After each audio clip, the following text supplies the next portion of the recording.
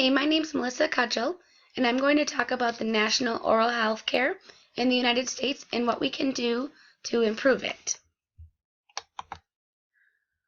These are some of the oral health problems. Oral diseases can affect your health and well-being throughout life. Lifestyle choices such as tobacco use, poor dietary choices, and failure to take care of your oral health can lead to issues in craniofacial health. The American population has profound and consequential oral health disparities. Oral diseases and conditions are associated with other health issues also. These are some of the facts I felt were pretty important from the CDC website. I broke it down between adults and children. So for adult oral health, the baby boomer generation will be the first where the majority will maintain their natural teeth over their entire lifetime, which is benefited from the water fluoridation in the fluoride toothpaste.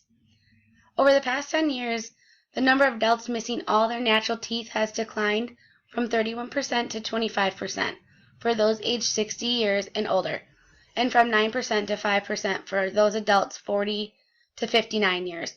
However, 5% means a surprising 1 out of 20 middle-aged adults are missing all their teeth. Over 40% of adults, about 20 years and older, have at least one untreated decayed tooth compared to 16% of non-poor adults. Toothaches are the most common pain of the mouth or face reported by adults. This pain can interfere with vital functions such as eating, swallowing, and talking. Almost 1 out of every 4 adults reported some form of facial pain in the past 6 months. Most adults show signs of gum disease. Severe gum disease affects about 14% of adults aged 45 to 54 years. Signs and symptoms of soft tissue diseases such as cold sores are common in adults and affect about 19% of those aged 25 to 44 years. Chronic disabling diseases such as jaw joint diseases, also known as TMD, diabetes, and osteoporosis affect millions of Americans and compromise oral health and functioning. Women report certain painful mouth and facial conditions more often than men. Every year, more than 400,000 cancer patients undergo chemotherapy and also suffer from oral problems such as painful ulcers, impaired taste, and dry mouth. Patients with weakened immune systems, such as those infected with HIV and other medical conditions, such as organ transplants, and who use some medications like steroids, are at higher risk for some oral problems.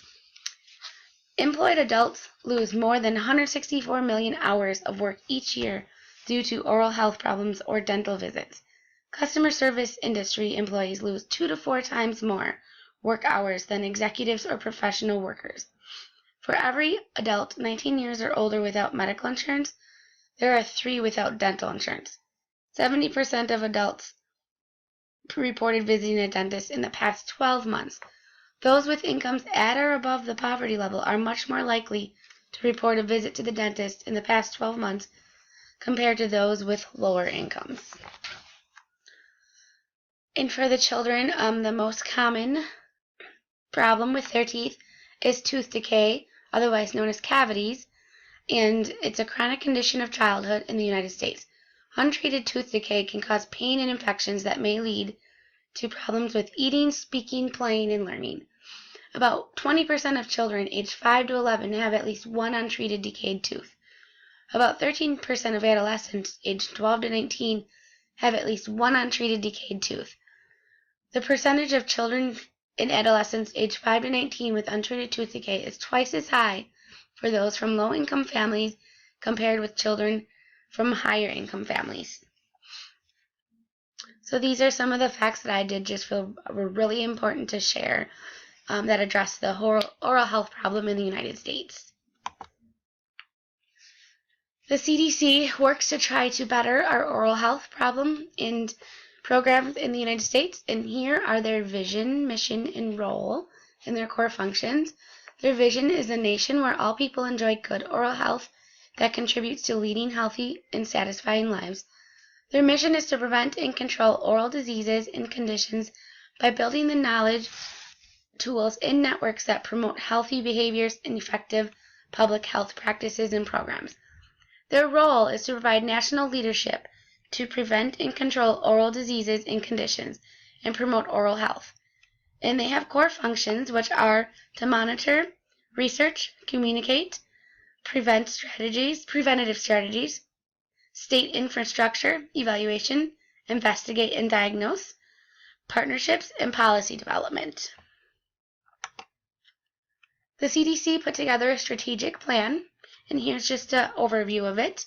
At first, their step is to solicit the input from key partners, stakeholders, informants, and to assist the CDC to have the greatest impact on oral health in the coming years.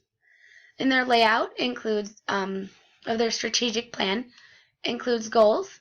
So number 1, prevent and control dental caries throughout the life stages, prevent and control periodontal diseases, prevent and control the oral cancers and throat cancers and their risk factors, eliminate disparities in oral health, promote prevention of disease transmission in dental healthcare settings, increase state oral health program infrastructure capacity and effectiveness, increase the use of cross-cutting policy development and translational approaches to promote oral health, and assure an efficient and effective organization. So addressing the nation's oral health problem. In short, the CDC's strategic plan works to address the oral health issues in the United States along with working to improve health programs. This strategic plan is well organized and is focused on addressing the current needs, implementing programs to promote oral health, utilize the best resources they can to provide the best oral health education and programs for our nation. Thank you.